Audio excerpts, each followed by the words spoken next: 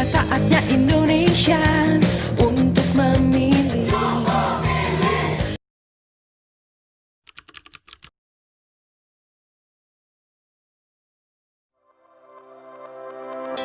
Pemilihan di tengah pandemi COVID-19 dalam pelaksanaannya kita menerapkan protokol kesehatan dan prinsip penyelenggaraan pemilihan di tengah pandemi ini adalah keselamatan dan kesehatan bagi peserta pemilihan, pemilih, kemudian penyelenggara pemilih dan setiap kelompok kepentingan yang terlibat dalam penyelenggaraan pemilihan.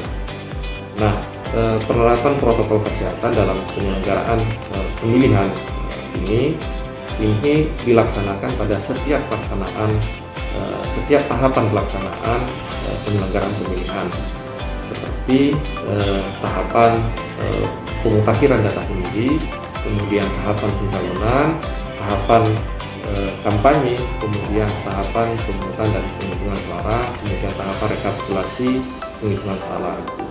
Nah, semua tahapan penyelenggaraan ini kita terapkan dengan metode protokol kesehatan.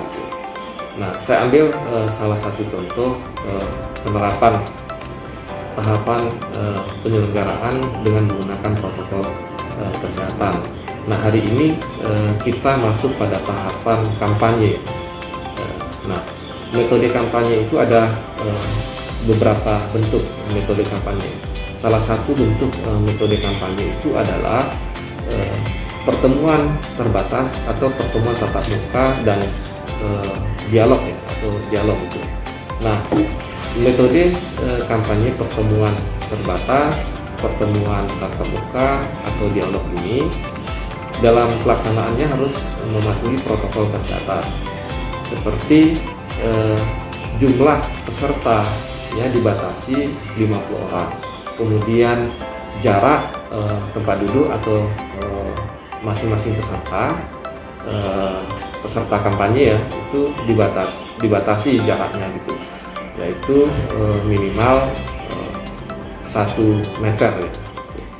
Dan kemudian peserta yang mengikuti kegiatan kampanye ini harus menggunakan APD, memakai masker, kemudian mencuci tangan, kemudian harus dicek suhu tubuhnya sebelum memasuki ruangan, gitu kan. Kemudian tetap menggunakan hand sanitizer ya kan, mencuci tangan, kemudian menggunakan hand sanitizer atau menggunakan hand sanitizer. Nah, ini adalah bagian dari aktivitas kampanye yang melakukan ya atau menerapkan protokol kesehatan.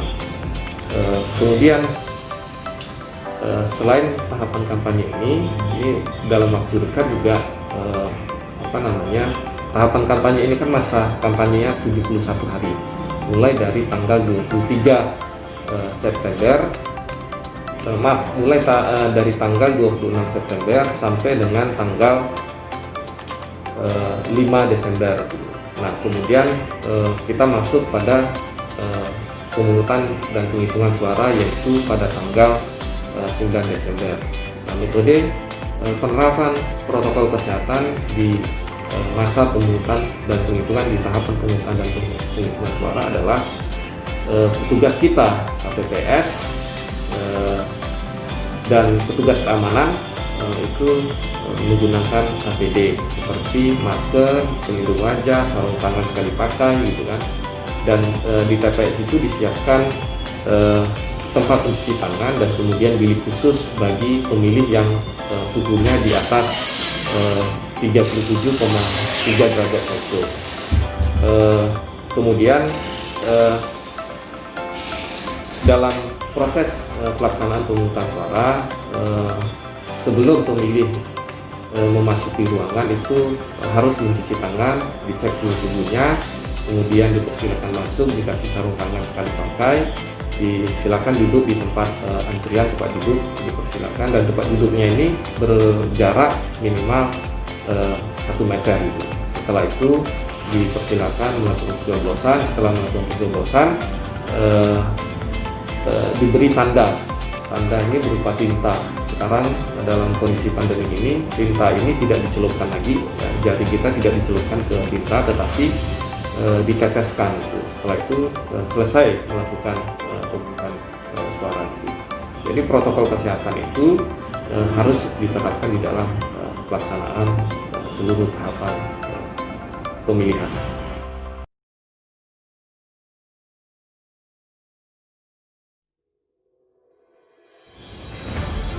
Partisipasi masyarakat pemilih di dalam pemilihan serentak tahun 2020 ini penting karena memang pemilihan bupati dan wakil bupati itu merupakan sarana kedaulatan rakyat untuk memilih bupati dan wakil bupatinya.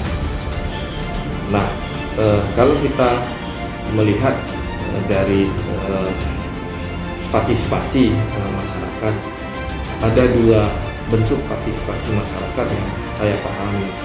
Yang pertama adalah partisipasi masyarakat pemilih datang ke TPS untuk memilih pemimpinnya. Nah, partisipasi ini adalah partisipasi secara langsung, keikutsertaan di dalam demokrasi elektoral kita. Bagaimana pemilih itu langsung memilih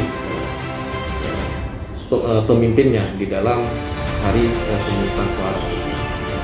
Nah, ini penting bagi masyarakat karena pemilih yang berdaulat itu adalah pemilih yang memiliki hak pilih dan kemudian terdaftar di dalam daftar pemilih, kemudian ikut terlibat aktif melakukan pemilihan di hari pemungutan suara. Nah, yang kedua, perlu diingat bahwa partisipasi itu tidak hanya dimaknai sebagai banyaknya orang datang ke TPS, tetapi partisipasi itu adalah yang sesungguhnya itu adalah keterlibatan masyarakat pemilih untuk menyukseskan pemilihan bupati dan wakil bupati ini. Pemilih itu adalah aktor utama dalam penyelenggaraan pemilihan. Karena itu, karena aktor utama, maka pemilih itu memiliki kewajiban untuk menyukseskan penyelenggaraan pemilihan bupati dan wakil bupati.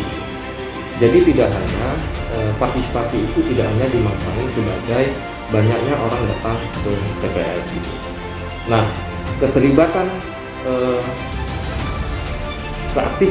keterlibatan masyarakat di dalam aktivitas penyelenggaraan atau tahapan penyelenggaraan pemilihan itu tentunya lahir dari kesadaran pribadi atau kesadaran individu untuk menyukseskan penyelenggaraan. Tidak ada paksaan, tidak ada mobilisasi. Begitu juga dengan pelaksanaan pemungutan suara di hari H. Pemilih yang berdaulat itu adalah pemilih yang menggunakan hak pilihnya sesuai dengan kehendaknya pribadi, kehendak pribadinya. Tidak ada mobilisasi dalam bentuk apapun seperti money politik. Jadi tidak ada pemilih itu tidak ada pemilih pemilih yang berdaulat itu adalah pemilih yang memilih atas dasar kehendak dirinya sesuai dengan keinginan hatinya.